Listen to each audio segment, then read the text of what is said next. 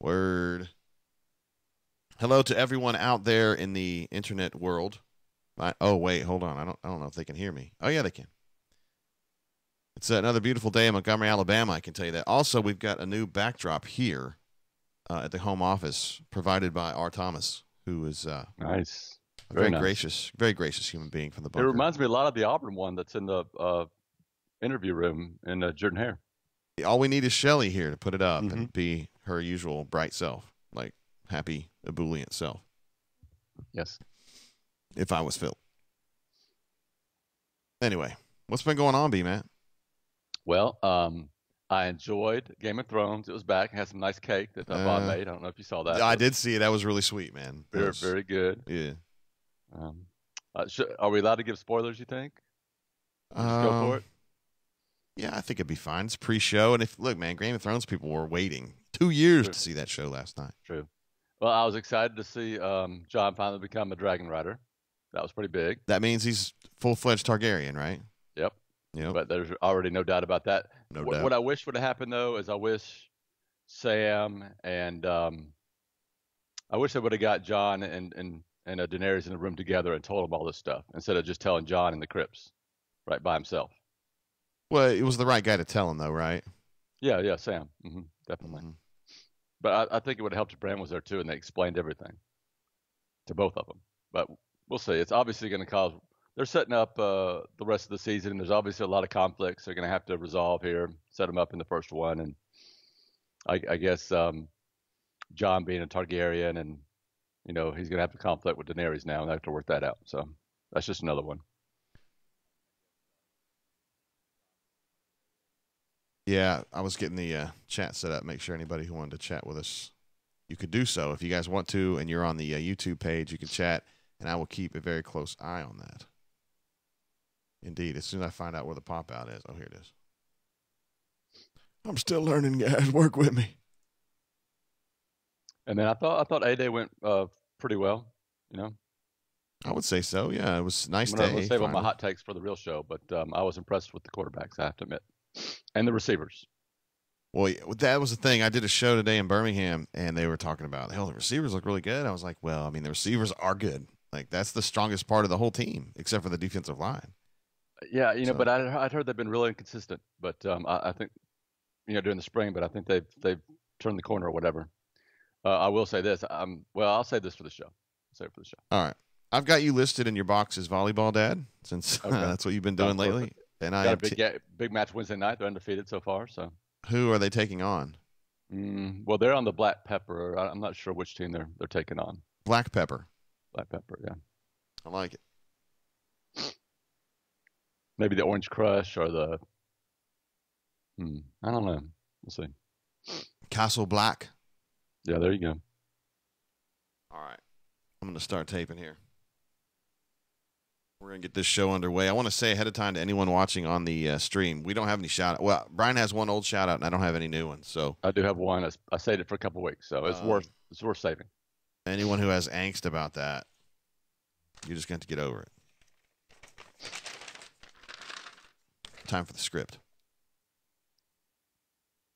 Hi-yo! Hello again, and welcome to the AuburnSports.com rundown presented by Voodoo Wing Company. This right here, this very show is your favorite podcast for all things Auburn. Today it's tax day, April 15th, 2019. My goodness.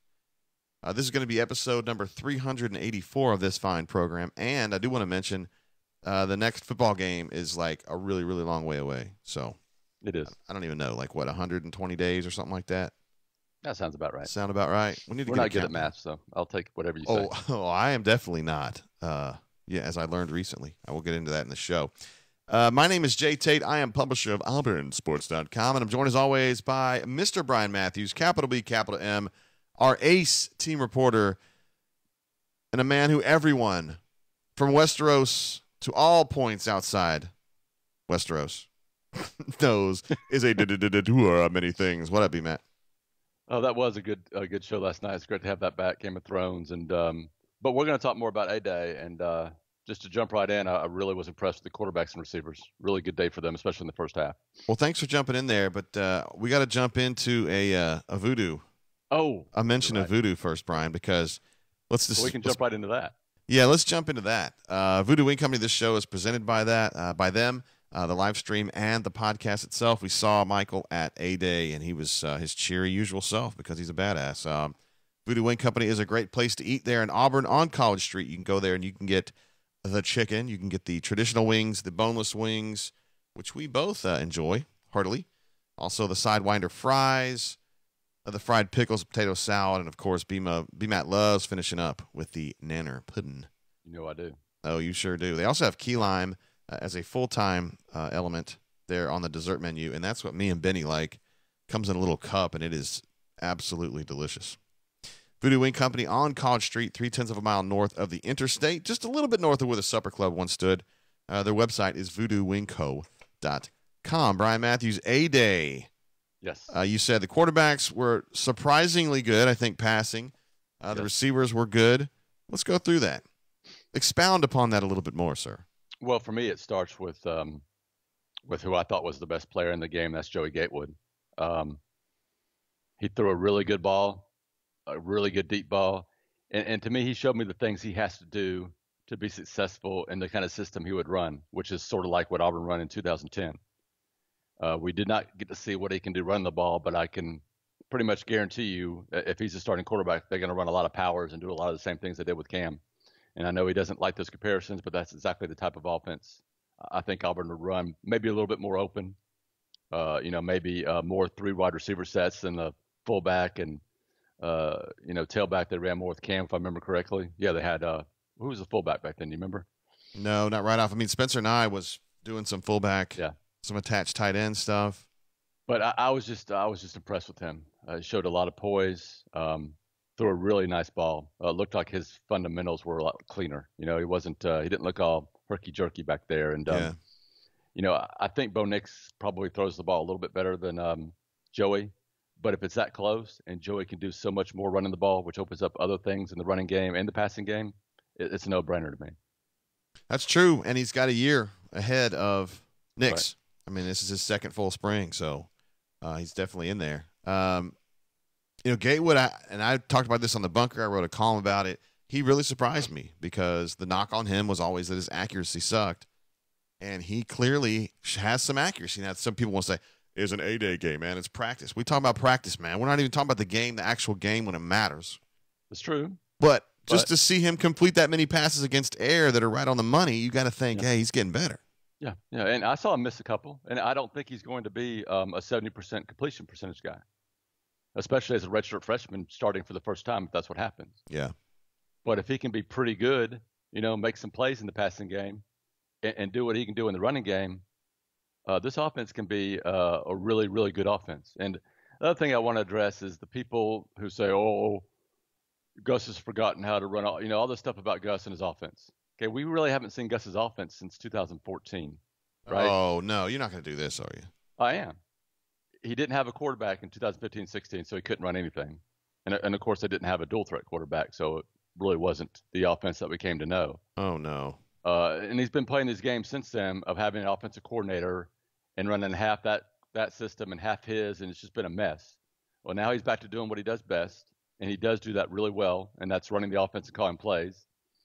If people have forgotten, he set a bunch of SEC and Auburn school records and maybe even national records. I can't remember back that far. Are you trolling me? And 13-14 with his offense. So this could be a really exciting offense for Auburn. Are you trolling me? No, I'm being dead serious. Are you okay? If you're being serious, I won't mock you anymore. I mean, okay.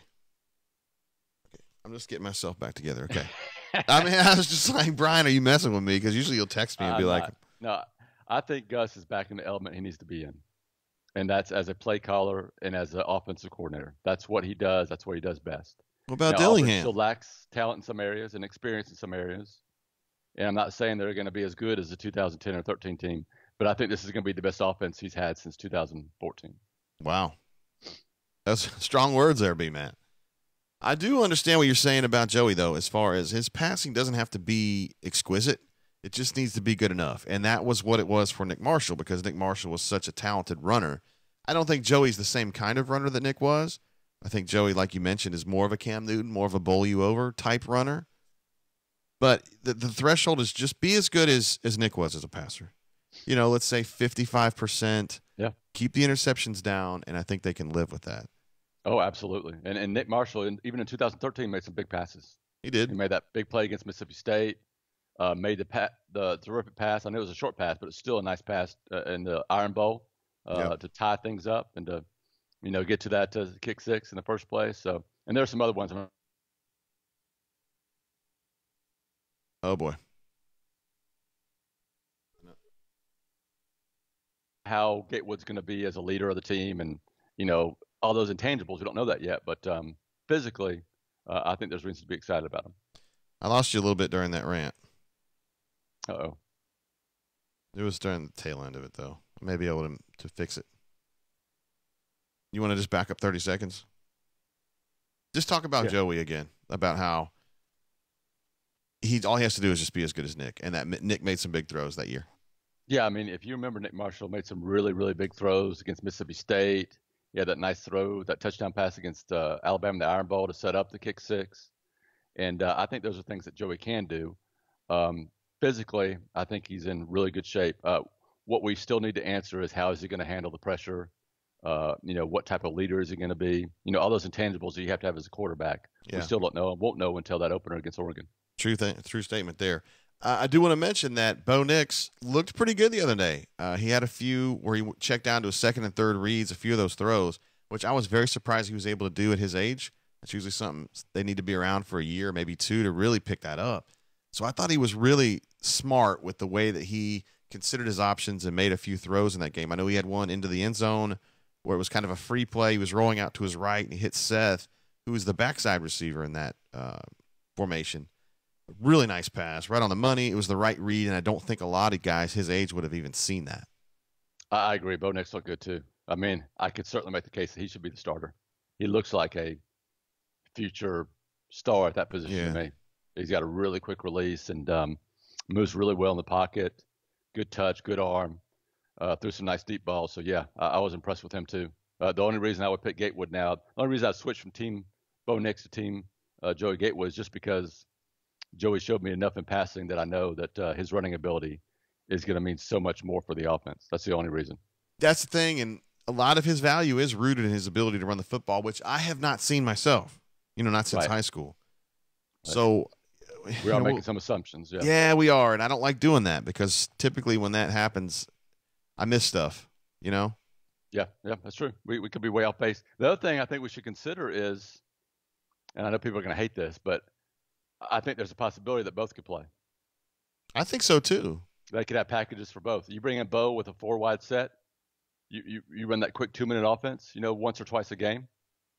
That could be tough to prepare for and to handle for a defense that's geared up to stop a Joey Gatewood and this power, these powers and the other stuff they're going to run with him. So that could be a way to get them both involved in the offense. And of course, if you remember back in the day, Damian Craig and Pat Nix, they split time at times. Pat Nix had to wait behind Damian, if I'm correct, for a couple of years before he was a full-time starter. Or the other way around, right? Could have been that way. I'm trying to think. Damian was there later than Patrick. Maybe you're right. Maybe I have it backwards. But Damian was doing some stuff. He was moonlighting a little bit there. Yeah. That's exactly what it was. I had it backwards. Yeah, it was Nix first and then Damian. But I don't think it's a crazy idea to think that they could both have a role. I mean, that Joey could be the number one guy and that Bo would be more than just like a 2 or 3 snap guy. I think he could be a 2 or 3 series guy. Yeah. I think he's got that ability. And it's weird to think now. It's weird to think now that Auburn actually has some depth at quarterback, right? Because it was like Jared or bust. I'm sorry. Yep. Yeah, Jared or bust a couple years ago, and now it's like, oh, they actually have some decent options. How about that? They've really had a tough time with quarterback recruiting there for a little while, but they hit it good with Jarrett, and now they've hit it well, I think, with Bo and Joey. And I think it's unfair that Malik Willis is not getting talked about. He was 7 of 8 passing in that first half. Looked really, really good. Made some nice throws, and we also know that he can be a devastating option in the running game too. But we also know from watching him the first 2 years that he's had trouble with decision making. So you just sort of wonder how that would work out. Yeah, that was the thing about Malik. He starts out that game with the second team offense where Joey and Bo are working with the first team offense, which to me gives him a number 3 feel. Right. I don't even think Gus was like walking away from that. He was just doing the thing where, Dillingham, he kind of sets the order. He did that thing. And Yeah. Okay. I mean, this is Malik's third spring, and the fact that he's behind 2 guys that are younger than him, one of them has just gotten on campus like 2 months ago. Yeah. It doesn't look good for him. Yeah, but I agree. I just felt like we should at least mention him and give him credit for going out there and performing well on the field. Yeah, he spun it around just fine. Yep. No problem there. But we'll have to see what happens. We kept hearing about how, Malik's taking it really seriously now, and we're seeing a new Malik. And yeah, a little too late for that, in my opinion, but that's good. It might be. Yeah. Let's see some other stuff going on in that game. We had a chance to see DJ Williams. First time to really get our eyes on him, number 3. I thought he looked pretty good. I thought that Booby was the best tailback. Not surprising. But I think number 3 can have a role this fall. I do too, and I think eventually he'll be the number 2 guy. Maybe not in name, but at least in carries and guy you can depend on. The thing I like the most about DJ is we've heard that he's taking great care of the ball all spring. Ooh. And that says a lot to me about a true freshman. And I think we saw in that game that he'll run between the tackles and he'll power through some tackles and get some extra yards, which I liked a lot. So I wish he would have been able to break one. So we got to look at his big playability. I think he's got some of that too, but I think Auburn's got 2 solid running backs. I don't think they have a superstar, maybe DJ Dovel's, but I think they got 2 solid SEC, guys you can win in that league with. Hey, I feel like Booby's got a higher ceiling than that. I'm not saying that he's a superstar. I'm just saying I think he's pretty damn good. And last year wasn't a fair chance for him because he really wasn't quite ready. But I think this coming season he will be ready, and I think he's really good. Oh, I think he's going to outperform expectations, I think. I do. When I think of an elite running back in the SEC now, I think of somebody who's going to be a first-round draft pick. And I'm not sure either of those guys have that in their future. We'll see. Yeah, we'll see. But I do think they're guys that can play in the league. For sure, absolutely, and they can be really good, especially in this offense. We'll have to talk also about the receivers. Brian Matthews, they had a very good day. Basically everybody. Matthew Hill really stood out. Seth Williams stood out. Schwartz was not there because he's still doing track. But even the guys they had, Eli made some plays. It looks like they have an incredibly deep and diverse group of receivers this fall. It really does. And Matthew Hill looks to me like he could be a upcoming star on this team. Really like the way he caught the ball, made some tough catches, got some good separation on some deep balls. Him and Seth Williams look like big play makers for Auburn. And I think there are reasons to be excited. And you throw in, some other guys. We didn't get to see Marquise McClain much. I know he caught a few passes, but didn't really get downfield or make any big plays.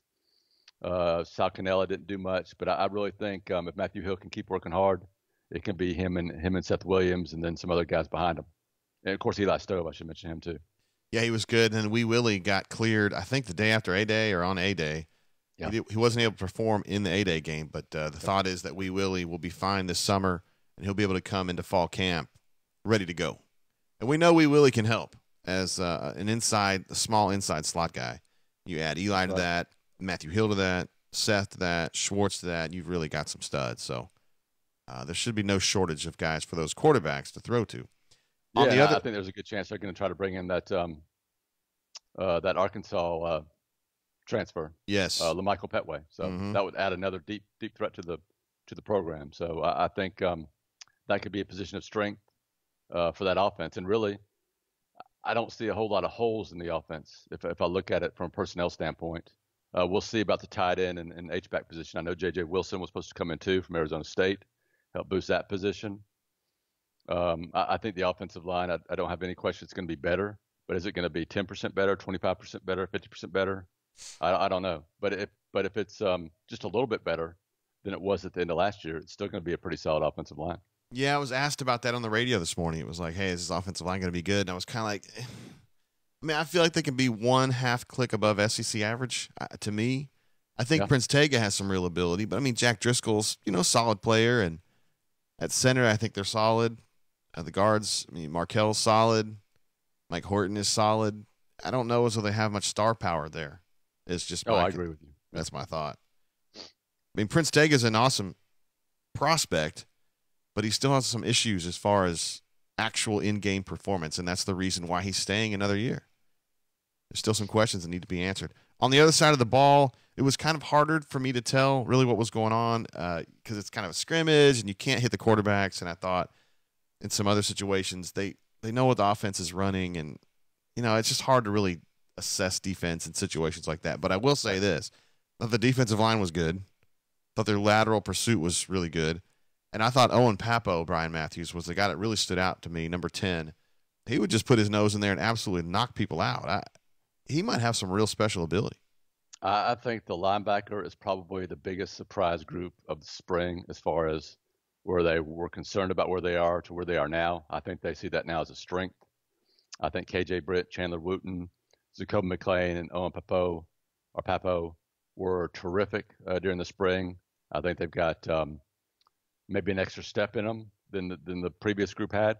Get to the perimeter a little bit quicker sometimes, and maybe rush the passer a little bit better. And I think they, as time goes on, they'll show that they can be physical too. I think KJ is already a real physical player, and other guys are probably going to develop that eventually. Yeah, they look good. KJ was moving. Owen Papo looked good. Jacoby was very fast.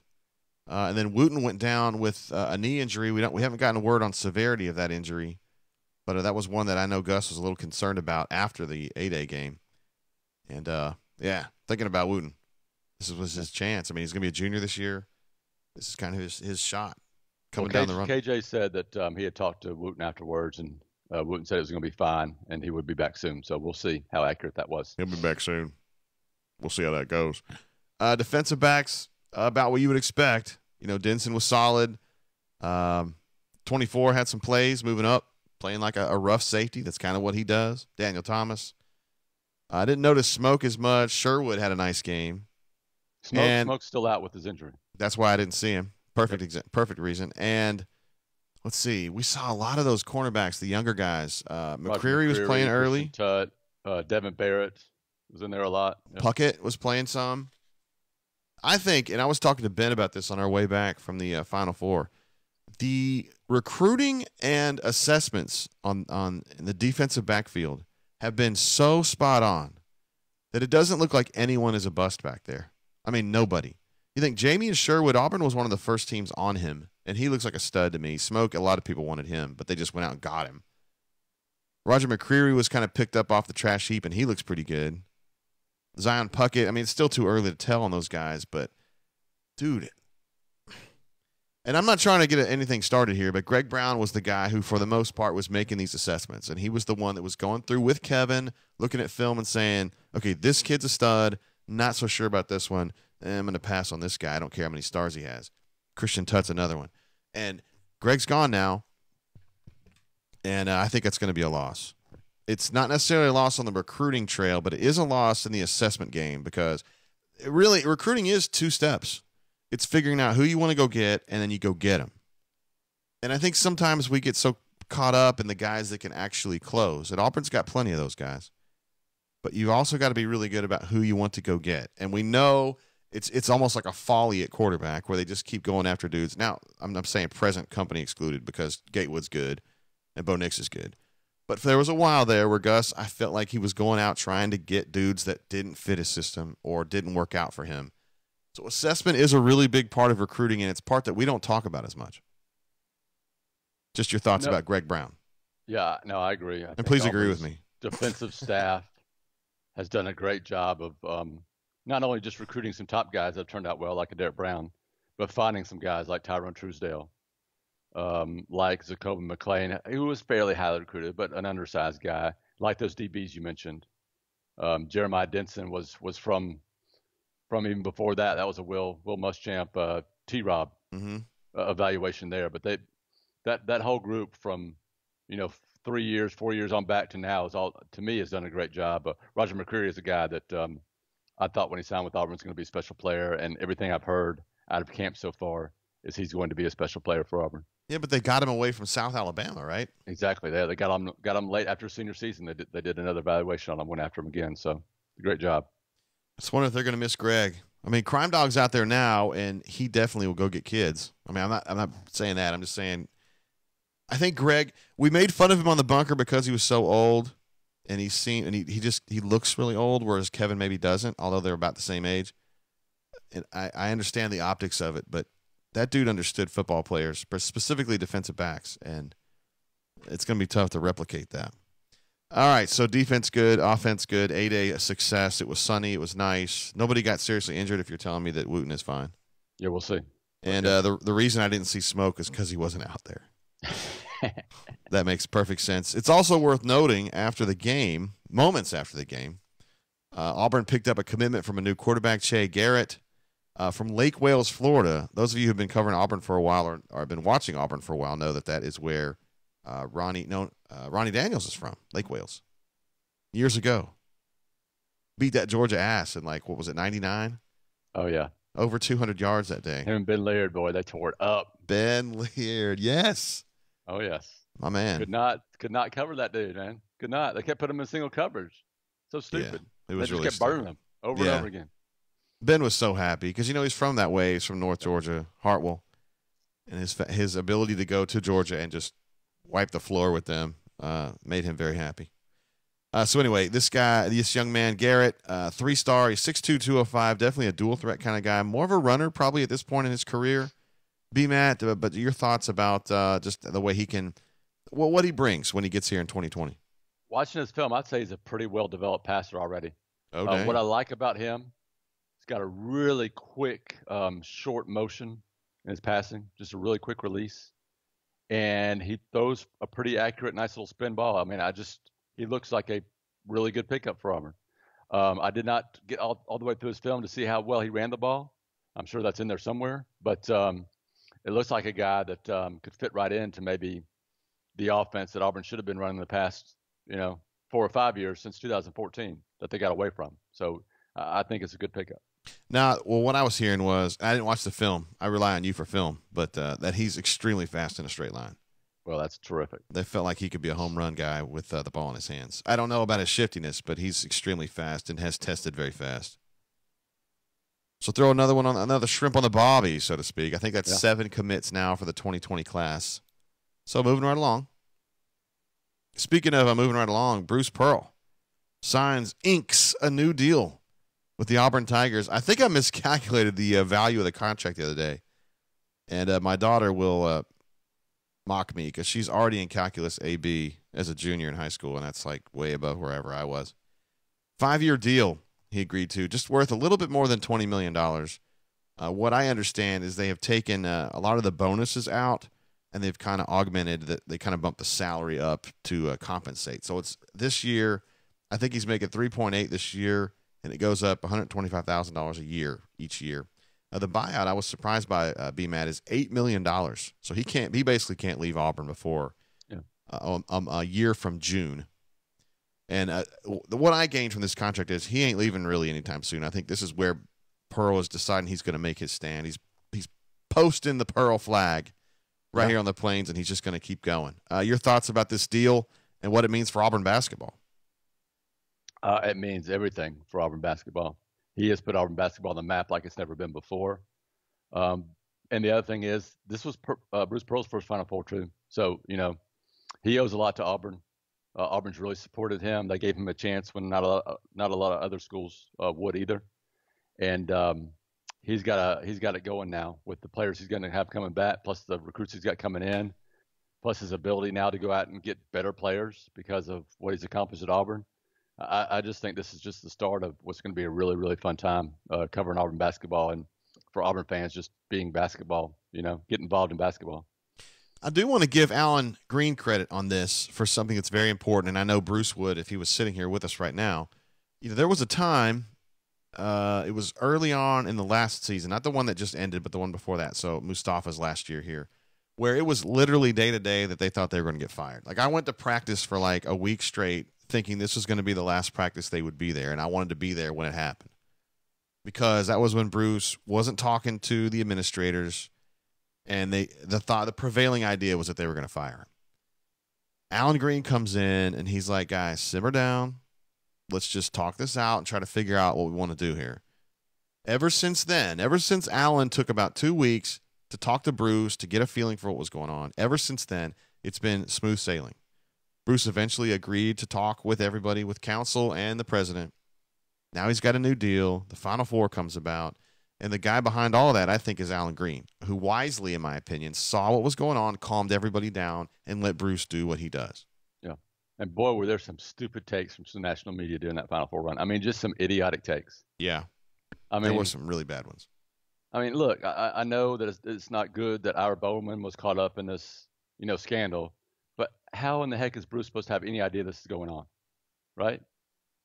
He just went up there and got what he thought would be a good assistant that could, coach up players and be a good recruiter. He didn't know that Ira was involved in some scheme to let. I don't think Ira didn't know. It was a secret Right. sting. I mean, Right. I mean, and Chuck Person, he wasn't helping Bruce. He was arranging, for players to leave, to get agents. So I just, I just thought it was just unfair the way Bruce was treated by certain members of the national media. I don't necessarily think it was unfair. I just think it was low hanging fruit.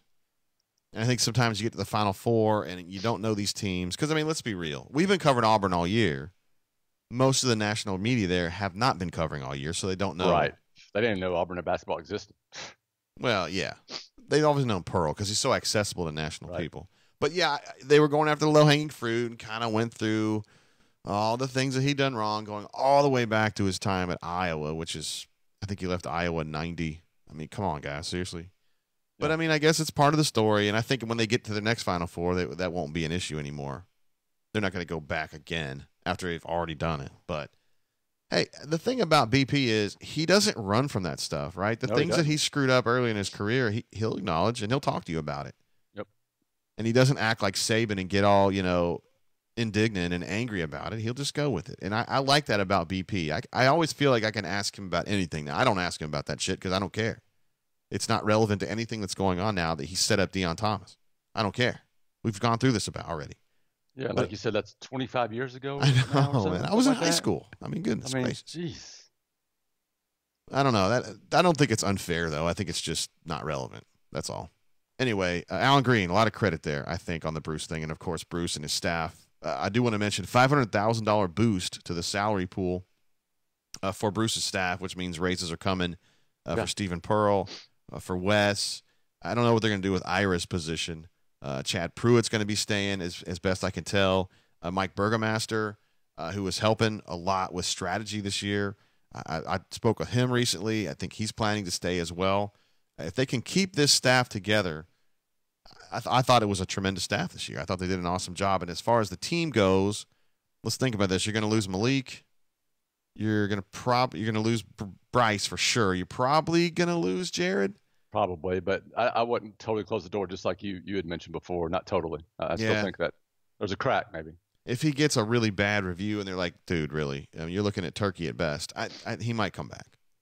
But I thought that his statement to the Auburn family that he made on social media made it seem like he's pretty much out. Right. But I don't know if the coaching staff feels that way.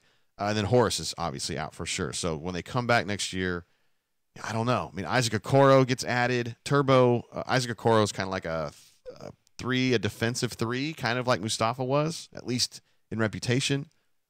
You've got Jalen Williams coming in. Same kind of deal, like a stretch four maybe. Turbo is going to be a point guard. I did run this by somebody inside the complex the other day about, okay, if Jared does indeed leave, are you just going to roll with Javon and Turbo? And it was like, to be announced. We'll figure that out later. So, again, they think there's a chance that Jared could come back, but I think they have plans. I don't think they see Javon isn't full-time number one point guard. I don't know. But he did really play well down the stretch. Absolutely. Most improved player on the team, no doubt. I would argue he's the most improved player in the country, but I still don't know if I'd want him as my 32 minutes a night point guard, although maybe he could do that. I don't know. Yeah, I wouldn't sell him short, and maybe he could just do 25 minutes and Turbo could do 15 or so. Or a grad transfer, who knows? Right. If Jared leaves, they will have one opening that they'll need to fill. Do you have any questions about Chuma? Because I feel like Chuma's going to be back next year. No, 100% back, I think. Yeah. 99.9%. If Chuma hadn't gotten hurt, I think I'd still be sitting here telling you I think he's going to be back. Chuma is like Nick Coe, man. They're both just kind of walking to the beat of a different drummer. Right. And I just don't feel like Chuma. I mean, even with the progress he made on the court this year, which was astounding, and he is a terrific player, I just don't know if he had the maturity to go to the NBA. And it's not about him just being like a cut up or anything like that. It's just like he just seems naive to me, like super, super, super naive. And I think more time in college would be good for him, and I think he would acknowledge that too. It's going to be interesting for him is when will he be cleared to start playing, and how long is it going to take him to get back to the Chuma we saw, the second half of the season? See, I think it's going to be into the SEC slate next year because the first day back, it's going to be like D'Angelo was at UAB. I mean, it's going to be a mess, man. It's going to take a while. Somebody on the chat here, Woodson, would like to know Macklemore, Wiley, D'Angelo all back. D'Angelo's already said for sure he's coming back. I am 100% sure Macklemore's coming back. Wiley is a little bit up and down, but I just don't think he's done enough, B-Matt, to get NBA people enticed enough to give him a real pick. Yeah, no, I agree with you. The only way that Wiley leaves is if he decides I've only got so many minutes left on these knees, these legs or whatever, and I'm just going to go play wherever I can play, make some money. So, but yeah. I don't think he's an NBA guy right now. He might have that ceiling. Here's the problem with Wiley. 20 years ago, he would be more in demand than he is now because the NBA has gone to a positionless league. Yep. And centers are more like Jokic than they are like these traditional, like Kareem was 30 or 40 years ago. And so Austin is a throwback. He's kind of a stiff, tall, back to the basket center who plays center. And it doesn't really work in the NBA. There's not a lot of dudes like that. They're not looking for guys like that. So he's got to be really good at what he does to get the NBA interested, and he's not quite there yet. Big part of it is that he has that stress reaction in his shin, and he'll get over that once he has 2 months or 3 months now to be completely off of it. But I think he needs to have one good full season at Auburn, and then I think he goes. We got another question here from Ryan. He wants to know, when do you think we'll get a really bouncy 4 or 5 to replace Horace and Macklemore? Well, Mack will be back next year, so he'll be back. I guess he means by bouncy like a shot blocker type guy. I mean, Stretch Sunday is that, but he's more of a 5. Yeah, Stretch would definitely be that. He's very bouncy, and I think Jalen Williams is very bouncy. So those would be the two guys that would stick out to me right away. Isaac is bouncy, but he's not. He's definitely not a 5. And Chuma, I think people just underestimate him defensively. His block shots, his rebounding, all the things he does when he's healthy too. Well, I think he was saying that, Chuma, he comes back and he's going to go. I mean, he's not going to be here forever. Right. But they're recruiting in this class that they signed. It's actually this class, although they picked it up a few months ago because basketball has the 2 windows.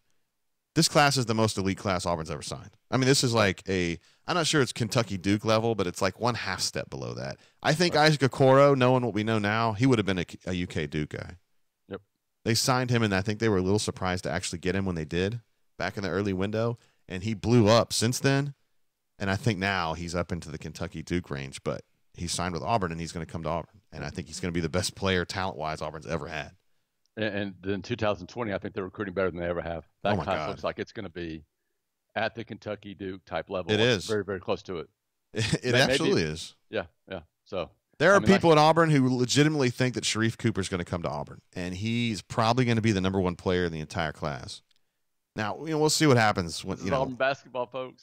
When it comes time to sign names, we'll see what happens. But I mean, Kentucky, Duke, UNC, Kansas, they're all over him, and it's just that Auburn was working on him a long time ago, and they've been all over these McEachern kids. Yep. Anyway, that's basketball. Just a super quick review. Baseball, not the greatest weekend ever. Dropped 2 of 3 at Texas A&M, although their one win was really interesting, that they had a true freshman just totally ball out, B-Matt. Yeah, and I would say that win was the most important win they've had all season. So I wouldn't get too down on their trip to Texas A&M. That's a really good team. They played on the road. A&M has some really good pitching. And for them to lose Friday night with Tanner Burns and then come back with Brooks Fuller and get that W, that was really, really big. They are, I think, this is the halfway point. I believe they're 8-7. A year ago, they were 6-9. So they're 2 games ahead of last year's pace. And, of course, last year's team finished nearly made it to the College World Series. And this team, if you look at it, still trying to get some hitters going, although Stephen Williams and Will Holland both played well this past weekend. So that's a big plus if Stephen could just run the bases a little bit better. That was kind of a joke if you were watching, Stephen. Sorry. But he's swinging the bat a little bit better this weekend. They believe Jack Owen can be back this week at home. So that'll be big. That'll give them another starter back in the rotation. And then Davis Daniel, they're pointing to have him back for the Alabama series, which is May, I think, 3rd through 5th. So if they can hang in there, get those two guys back, this team could be ready to make a big late run here. Do you believe that Davis Daniel, do you think if he comes back for the Alabama series, he's going to be Davis Daniel, or is he going to be just trying to get it home? You know what I mean? I think it'll be step by step, get him here. Maybe a few innings. Okay. A couple innings at first. I don't think he's going to step right into the rotation, be a starter.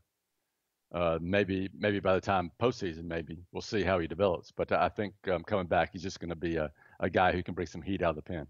And you always thought the Jack Owens situation was not as serious as Davis Daniels, right? We did. It's taken longer, though, than they thought. They had the MRI. They found the inflammation. They gave him a shot to try to clear that up. That was, I think, a week or so ago. I think he threw a bullpen this weekend. So if everything is okay after that, if he's still feeling good, I think he'll be ready to go. And, of course, he's not going to be able to go out there and give you 7 or 8 innings the first time. Maybe only 3 or 4. We'll see. He's pretty good, though. Yeah, they'll take it for sure. Softball dropped 2 of 3 at home. I would say that was a disappointing weekend. They won the first one in a walk-off. They got annihilated in the second game, and the third game was not great either. Pitching, to me, was the problem. They still don't have their ace. Michaela's going to be out for a while. Some of our insiders on the board were saying they think she might be out. Oh, that's disappointing. Not back this year. The way they're swinging the bat, JG, if they had that number 1, they are a dangerous team to me. Yeah, they have some ability. There's no doubt. They're better than I thought they'd be, but without Kendall Michaela. Beach is just crushing the ball. She is. Tana Snow, they're hitting a bunch of home runs. They can score some runs. I know. And the thing is, Mickey is a pitching guy, and I just thought he would find a way, man. But it's hard to do it when Michaela's out. And, again, some of our insiders think she's not going to be back. Like, at the best, we're looking at NCAAs. And it's also possible she just doesn't get back. And she's a senior this year, so if she gets a red shirt or whatever, she's going to hang around another year. I don't know. I just don't know. So we'll see what happens with softball. Although they opened the season. I'm sorry, they opened that last series as the second-place team in the SEC. So, they're still okay. And every team in the SEC got in the NCAAs last year, so it's not like they're in serious trouble. But they've got to get this pitching shored up one way or another. No doubt. Let's move on to a few shout-outs, B-Matt. I know you've got one you've been holding for a little while. Let's hear it. Yeah, I do. Back during the basketball run, I just want to send a special shout-out to Gary 7, Gary-7. I thought he did an incredible job with his scouting reports. He did a really good one on North Carolina, a good one on who was the team that played for North Carolina? Kansas. Mm-hmm. Just overall, just really quality, in-depth, really interesting reads that I really enjoyed checking into. Just gave great insight on Auburn's opponents. Yeah, I do want to give credit also to DM8, who also did a lot of basketball chatter and stuff. I thought he was tremendous. He gets a little long-winded, but that's okay. I'm not your editor, buddy. I'm just your message board moderator. Also, Matt AU, who has been totally on the Auburn basketball bandwagon the whole way. And Davison Tiger was another guy who was he was on the basketball bandwagon the whole way. I think it's great that people got on the bandwagon and really started supporting the team. And I think they liked Bruce the whole time. But I don't know, there's just a special place in my heart for the people that were there when we were doing game wraps, Brian, like before the trip to Maui, and you were doing the game threads, and there were like 8 people in them, and they were very spirited. And then once we got to the Final Four, obviously 1 million people jumped in, which is cool. I tried to make a thread about that on the bunker maybe 2 weeks ago, where I was giving a shout out to all the folks that were in our game threads and responding to game wraps long time ago. And everybody took it the wrong way and thought I was calling people out, and I wasn't. I was just trying to say the core people that were there, thank you for being there. Just imagine Auburn Arena next year, man. That place is going to be hopping. They need to expand it. Expand it. Is there a way to expand it? Hell no. Realistically, I think it is what it is, and I'm still good with it. I'm still good with it.